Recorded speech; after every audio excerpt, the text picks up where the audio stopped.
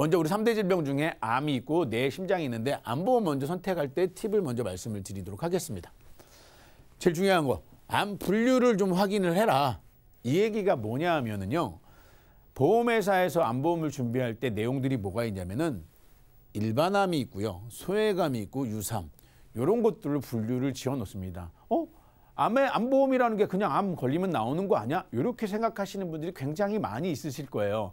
근데 실제로 내가 가입한 증권 내용을 보면은 시기에 따라 많이 차이는 있을 수 있지만 이 세 가지로 분류를 해요. 그래서 이 세 가지에 대한 가입 금액을 꼭 먼저 확인하십시오.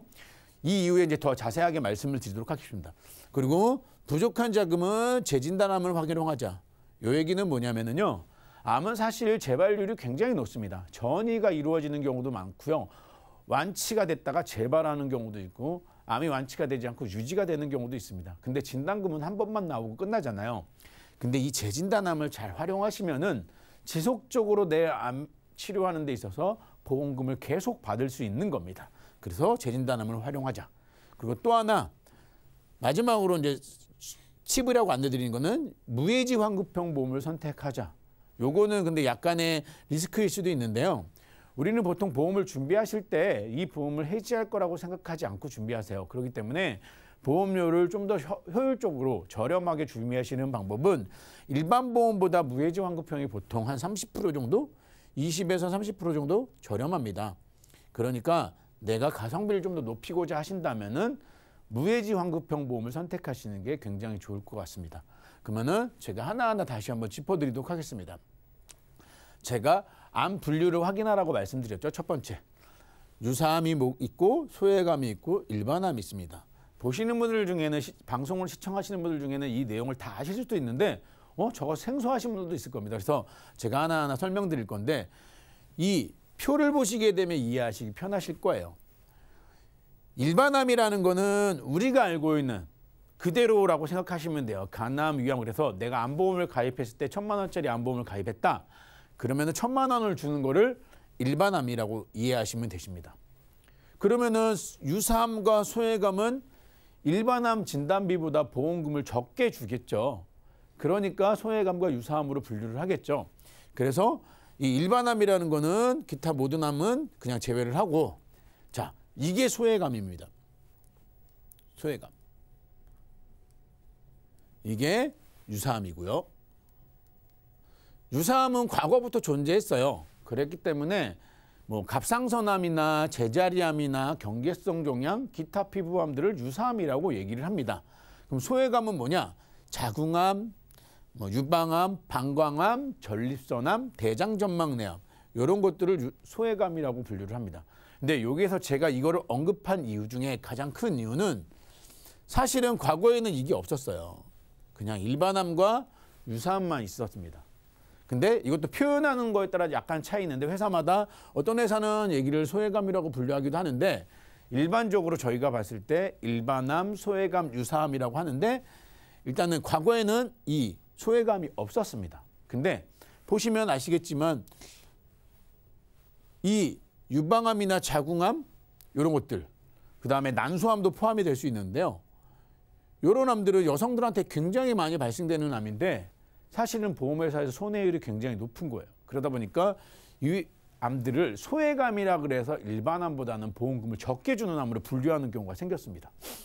그리고 남성들 같은 경우는 방광암, 전립선암 이런 것들이 많이 걸리죠. 대장전망내암은 여성이건 남성이건 많이 걸릴 수 있는 거고 이런 것들이 완치도 잘 되고 뭐 하는데 보험금이 많이 나가고 손해율이 높으니까 보험회사들이 스물스물 이걸 소외감으로 분류를 했습니다. 근데 이 유사암, 소외감, 일반암에 대해서 좀 이해하셔야 될 게 과거에는요. 이 유사암이 대부분 일반암의 10에서 20%만 줬어요.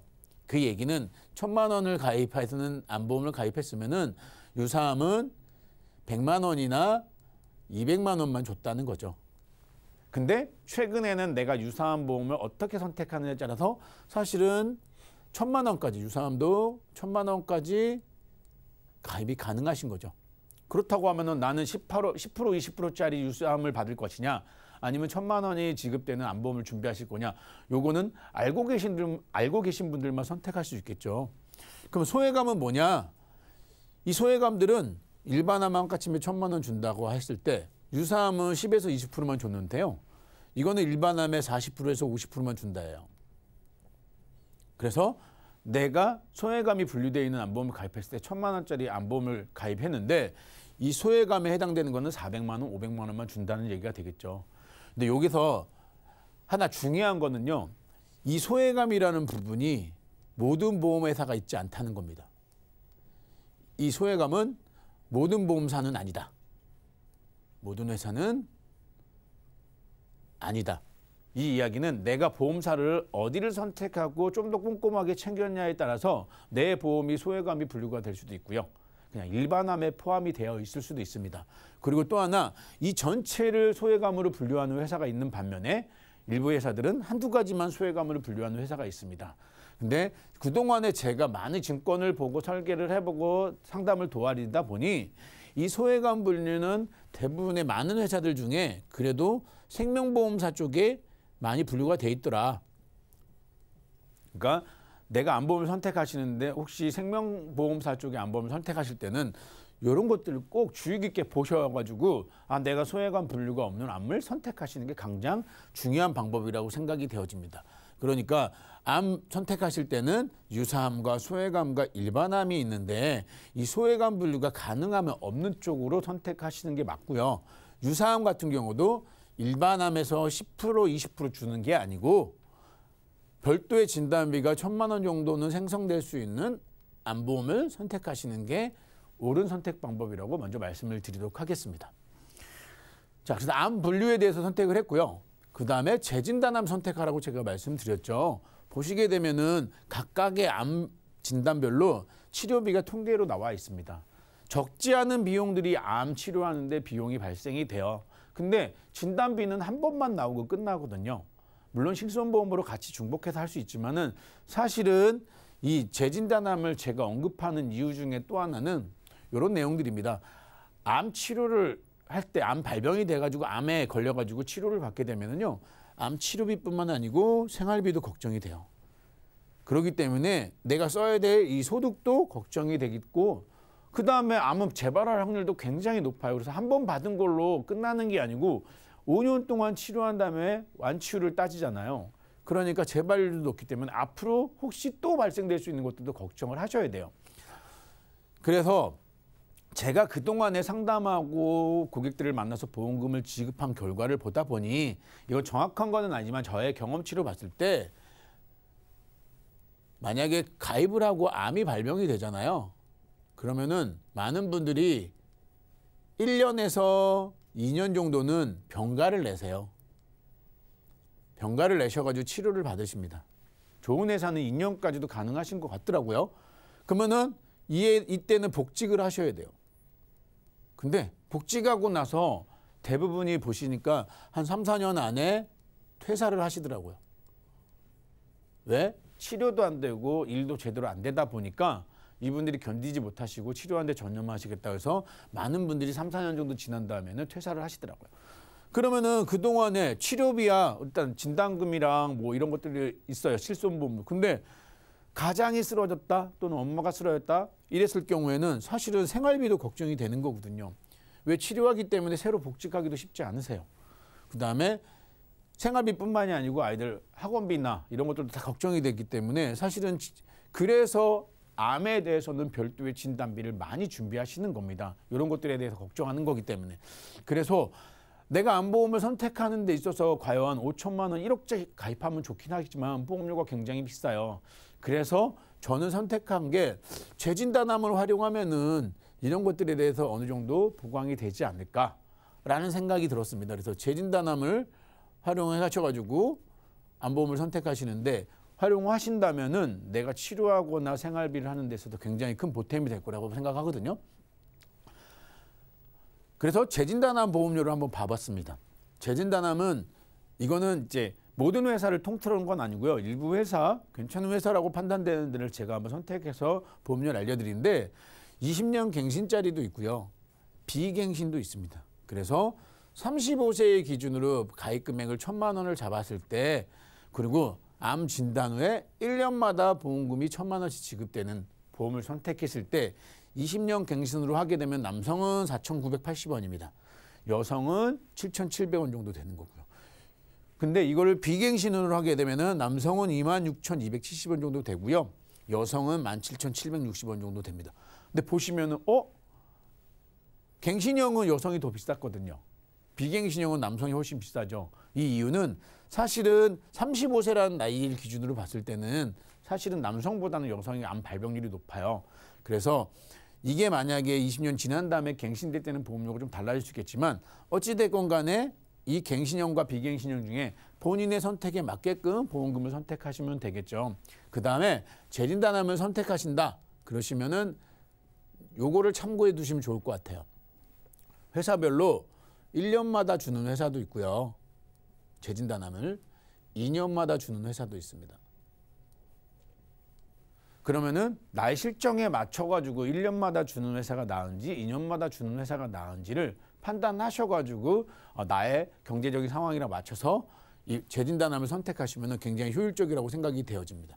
그리고 재진단암에 대해서 혹시 이제 잘 모르시고 이해가 안 되시는 분들이 계실 것 같아서 간단하게 다시 말씀을 드리자면은 재진단암이라는 거는 우리가 암에 걸리고 났을 때요. 이 내 몸속에 암이 존재하는 이유는 크게 세 가지로 보시면 되실 거예요. 암에 걸리고 그 암이 유지가 되는 경우가 있을 거고요. 다른 장기로 전이가 되는 경우가 있을 거예요. 그리고 내가 이 암이 완치가 됐었는데 재발되는 경우도 있으실 거예요. 그럴 때마다 보험금을 준다는 거죠.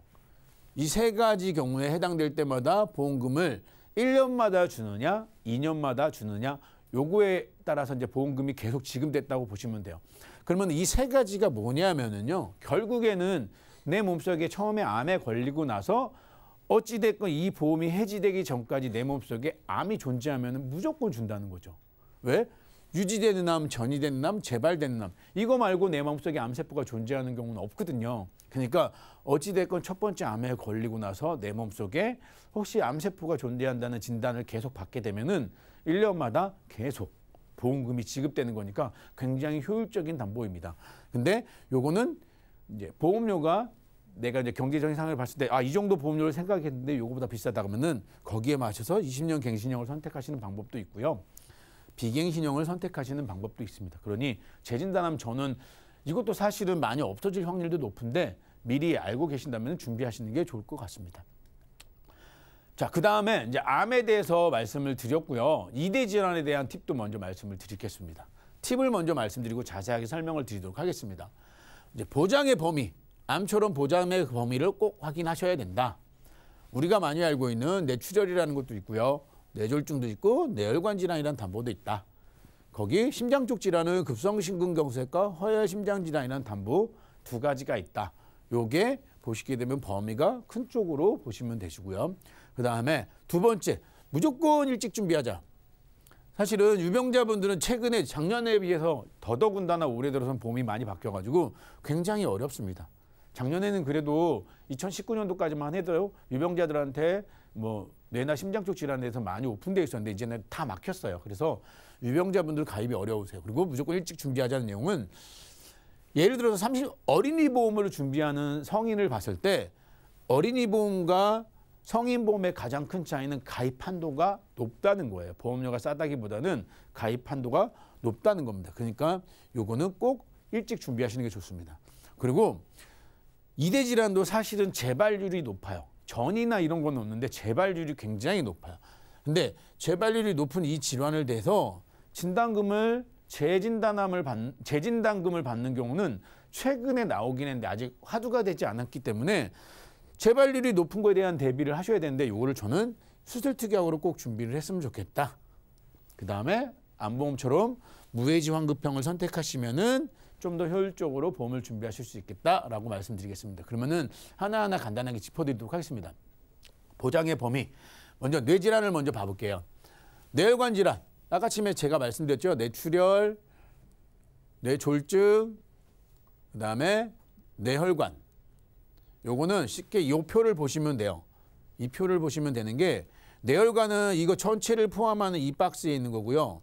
이 박스 안에서 뇌출혈은 이 세 가지만 해당이 되시는 거고 뇌졸중은 이 박스 안에서도 6가지만 해당이 되는 거죠.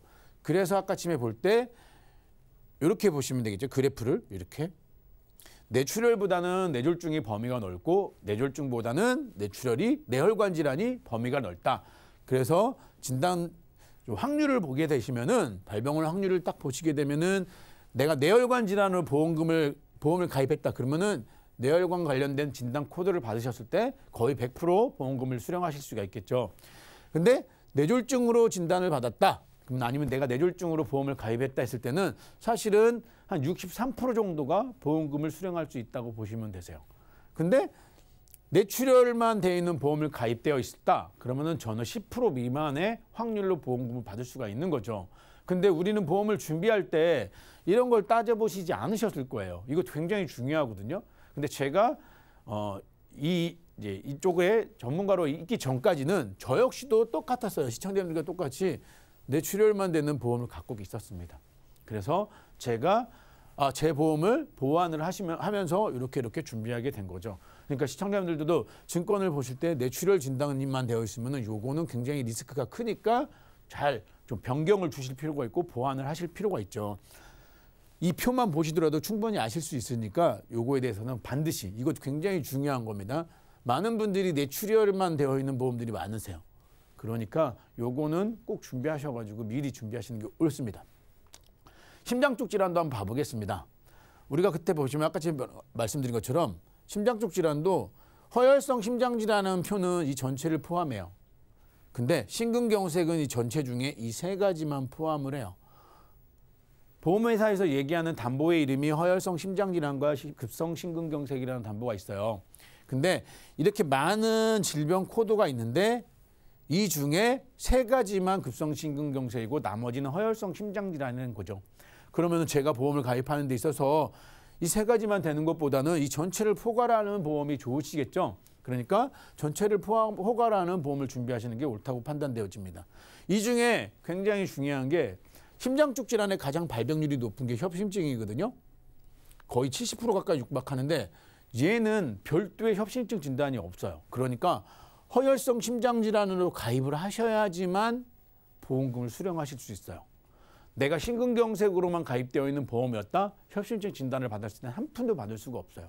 그렇기 때문에 요거는 꼭 챙기셔가지고 내가 좀 더 범위가 넓은, 보장의 범위가 넓은 담보를 준비하셔가지고 하셔야 됩니다. 근데 보험회사들이 사실 내가 원하는 만큼 보험을 가입시켜주지 않아요. 그러니까 미리 건강하실 때, 한 살이라도 젊을 때 일찍 준비하시는 게 이대 질환은 가장 중요한 내용입니다. 그리고 제가 아까 처음에 그랬죠. 진단비와 수술비를 같이 준비하자. 왜? 얘는 전이나 이런 건 이루어지지 않는데 재발률이 굉장히 높아요. 재발률이. 그러면 뇌졸중이나 뇌경색 이런 것들은 재발률이 굉장히 높은 이유가 일단은 보통 발병하게 되면은 그 급성심근경색이라는 거 하면은 스텐트를 삽입하거나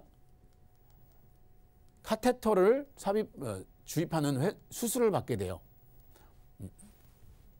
카테터를 수술을 많이 하시게 됩니다. 심장 쪽 질환은 이 2가지 수술을 많이 하는데 사실은 이 2가지 삽입되는 기구들이 의료기구들이 영구적이지 않아요. 그래서 이제 어떤 제품을 쓰느냐에 따라 달라지긴 하겠지만 통계적으로 보면 5에서 8년 사이에는 재발이 되더라. 그러면은 진단비는 한 번 받고 끝났거든요. 근데 재발되는 거를 또 비용을 내가 감당해야 되는데 그럴 때 수술특약으로 활용해서 저는 준비하자고 말씀드리는 거예요. 왜? 수술비는 회당 지급되니까. 회당 지급되니 이 수술특약으로 활용해서 재발률이 높은 이대 질환을 준비하시는 게 옳다고 판단되어집니다. 그래서 제가 보험료를 한번 비교해 봤습니다. 이제 35살 남녀를 기준으로 했고 가입 금액을 1,000만 원을 봤을 때 뇌혈관 진단비는 14,400원 정도예요. 남성의 경우. 허혈성 심장 질환은 4,460원이에요. 여성은 뇌혈관 질환 진단비가 9,050원이에요. 허혈성 심장 질환은 2,090원입니다. 근데 진단비 말고 이걸로 수술특약으로 바꾸게 되면은 보험료가 굉장히 많이 줄게 되죠. 보시게 되면은 뇌혈관 질환 수술특약은 2,400원밖에 안 해요. 근데 허혈성 심장 질환도 3,200원밖에 안 합니다. 여성의 경우는 더 작죠. 그러니까 요걸 만약에 준비한다. 물론 카테터나 이런 수술을 하지 않으면은 이 수술보험금은 지급되지 않지만 진단비가 더 중요한 거는 100% 맞으세요. 근데 보험회사나 내가 준비할 때 실제로 상담을 받아보시게 되면은 이 진단비 굉장히 가입하기 까다로우세요. 가입 한도도 높지 않아요. 이제 올해 같은 경우는 보통 일반적인 보험회사마다 약간의 차이는 있지만 30대가 40대가 넘어가면은 1,000만 원 이상 가입을 받아주지 않으세요. 1,000만 원. 그 이야기는 보험회사의 손해율이 굉장히 높다는 거죠.